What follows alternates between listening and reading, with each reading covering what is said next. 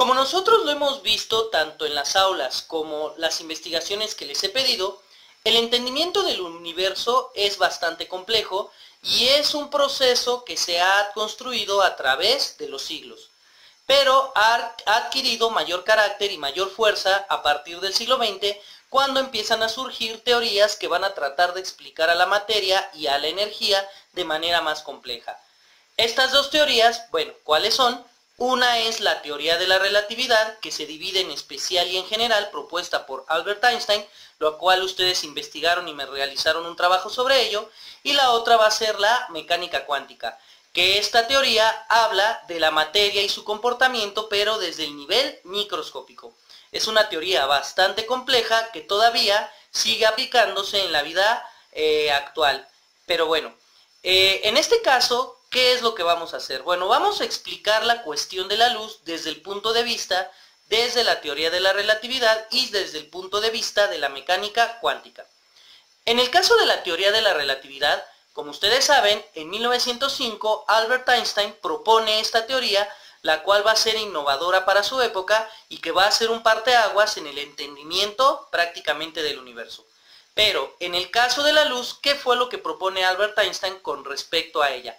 Propone primero en la teoría especial de la relatividad que debe de existir un fenómeno el cual tenga un límite de velocidad el cual ningún otro fenómeno o ninguna materia puede sobrepasar. En este caso, para Albert Einstein, la luz era el fenómeno o la cosa que más rápido viajaba en el universo. Es muy interesante esto porque para Albert Einstein la luz estaba compuesta de partículas. Él compartía la idea de Isaac Newton de que la luz era un fenómeno corpuscular. Por lo tanto, la luz estaba compuesta de partículas y por ende tenía materia. Y esto va a dar como consecuencia la construcción de su famosa ecuación, que va a ser igual a la energía es igual a la masa por la velocidad de la luz elevada al cuadrado. Esta ecuación, como después veremos, fue utilizada no solamente para entender al universo, sino para construir armas o para construir beneficios en pro o en contra de la humanidad. Por lo tanto, Albert Einstein va a ser uno de los colaboradores más importantes para el entendimiento del fenómeno de la luz. Esto se va a corroborar gracias a algo que también él va a trabajar, que se conoce como el efecto fotoeléctrico. El fenómeno fotoeléctrico, o más bien conocido como el efecto fotoeléctrico, es aquel donde al incidir la luz en un material, en este caso los experimentos eran sobre un metal, se va a ver que la luz va a hacer que los electrones de ese material se caigan o se desprendan. Entonces, esto quiere decir que la luz está compuesta de carga, está compuesta de partículas y va a provocar un efecto electromagnético en este caso. Por el otro lado está la mecánica cuántica. La mecánica cuántica va a proponer que estas partículas de materia deben de tener una energía, es decir, deben de tener una cierta cantidad de energía. La mecánica cuántica en un principio va a proponer que existe un cuanto de energía al cual se le va a conocer como la constante de Planck. Esta constante de Planck, junto con la frecuencia, ya que el movimiento de estas partículas se va a tratar de entender de manera ondulatoria, pues van a ser el principio básico para poder hablar de la luz desde el punto de vista de la mecánica cuántica. Sin embargo, en esa época existían incertidumbres y había cuestionamientos sobre este pensamiento de la luz como fenómeno corpuscular, porque contradecían a todas las ideas y postulados que se habían dado de la luz como fenómeno ondulatorio y no explicaba cosas como la difracción de la luz o la reflexión de la luz, temas que vamos a ver posteriormente. Entonces, poco a poco, los estudios fueron demostrando que efectivamente la luz debe de comportarse como partícula. Y esto va a ser en la década de los 20 del siglo XX, gracias al trabajo de Louis de Broglie, quien va a decir que la materia se comporta tanto como onda como partícula. Es decir, que la materia está hecha de partículas, pero que también emite energía y esta energía es radiación. En el caso de la luz está compuesta entonces de partículas las cuales viajan en el espacio y cuando están en forma de onda emiten radiación. Esto corroboraría lo que Einstein y la mecánica cuántica habían dicho. Y en 1916, Gilbert Newton Lewis va a llamarle a estas partículas los fotones. Los fotones van a ser las partículas de la luz.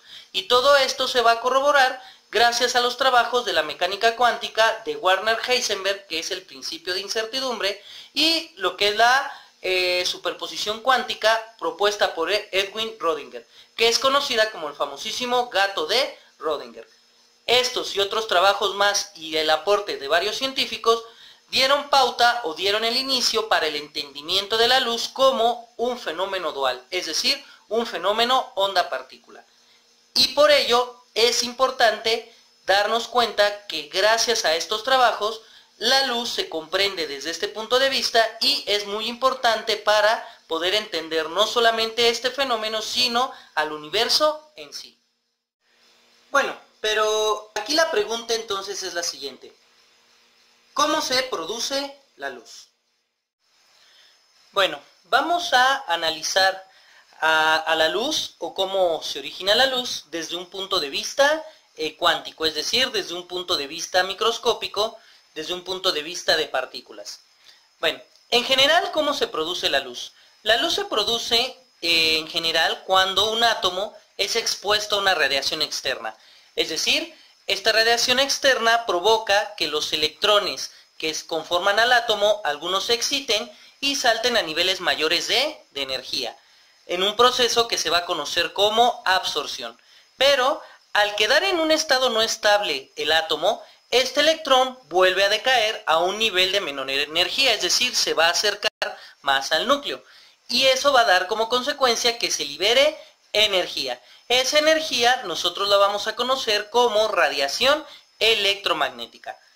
Esta es la manera en general como se produce la luz, pero ¿qué es lo que sucede en el universo o cómo es que se produce la luz a nivel universal? Bueno, nosotros sabemos que el universo desde su origen ha generado una gran,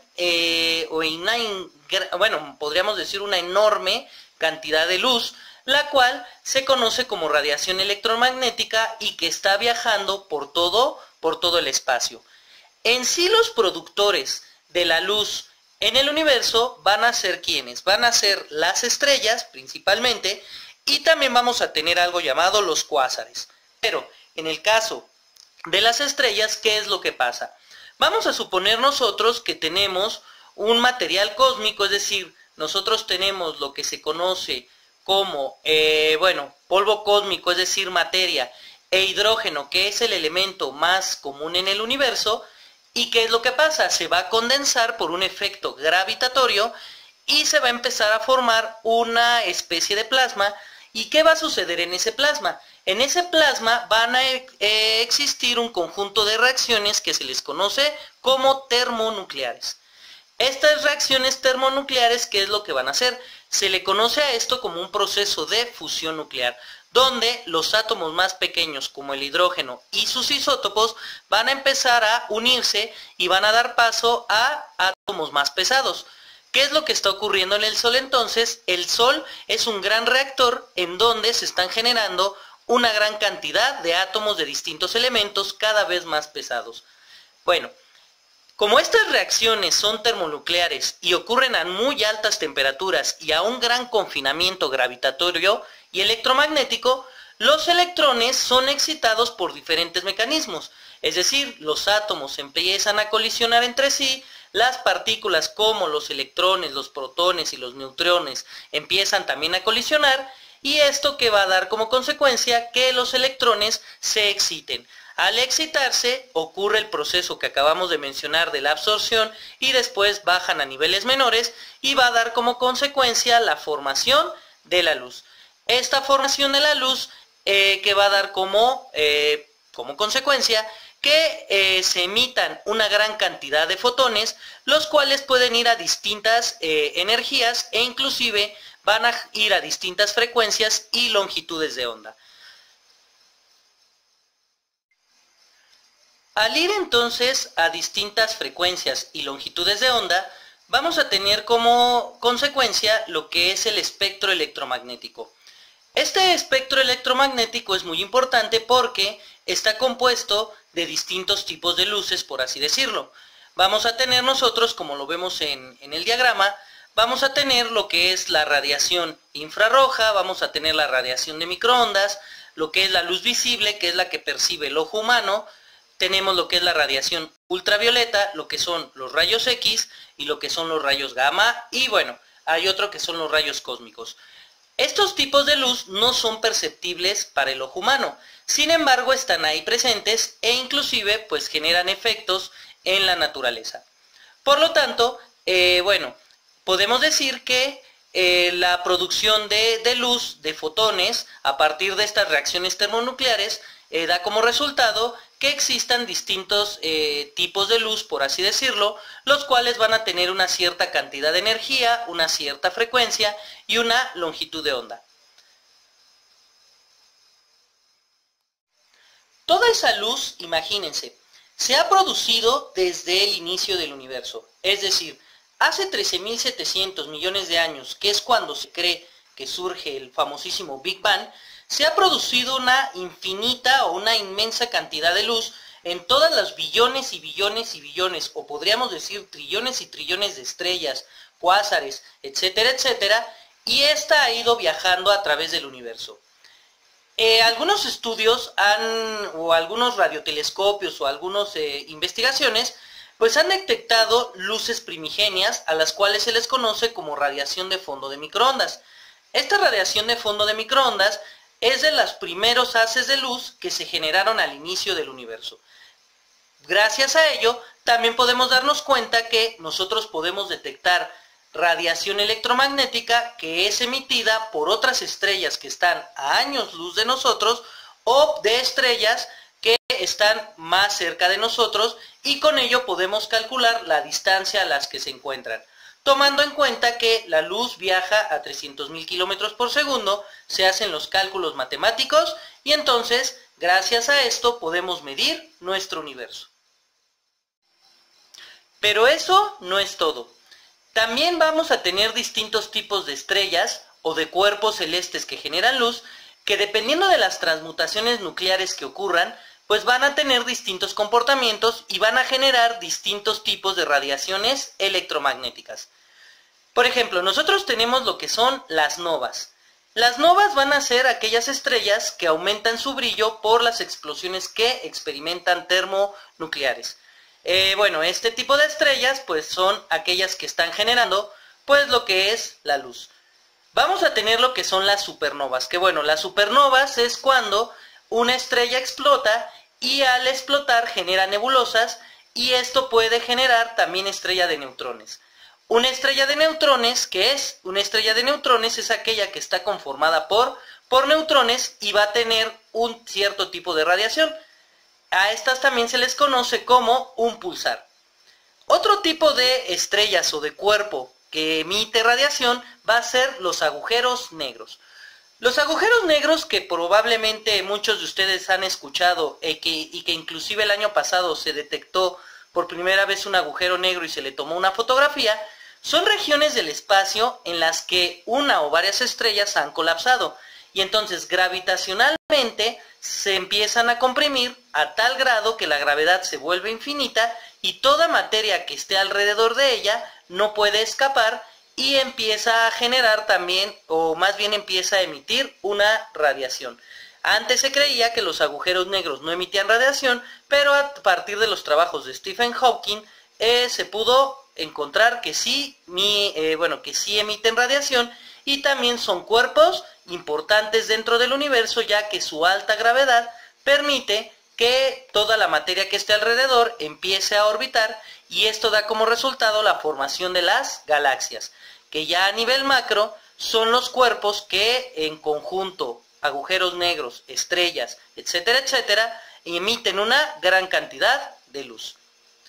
Por otro lado, tenemos a lo que son los cuásares, que son estructuras muy parecidas a las estrellas, o se les puede llamar también cuasiestrellas o cuásares, con la letra C. Estos se van a alejar de la galaxia a una velocidad de 200.000 kilómetros sobre segundo, que es comparable a la velocidad de la luz. En sí estos son los objetos más luminosos del universo y también generan una gran cantidad de radiación electromagnética. Como pueden observar, los grandes productores de la luz en el universo van a ser en sí las estrellas, los agujeros negros y los cuásares. Dentro de la astronomía, a estos cuerpos se les define como cuerpos emisores de luz. Estos cuerpos, a través de su vida, van a empezar a generar una gran cantidad de luz, una gran cantidad de energía, y esta va a empezar a viajar a través del espacio. Gracias a las investigaciones, gracias a la tecnología, se ha podido detectar esta radiación y se ha utilizado para fines prácticos como la medición de las distancias entre galaxias, entre cuerpos celestes, etcétera, etcétera.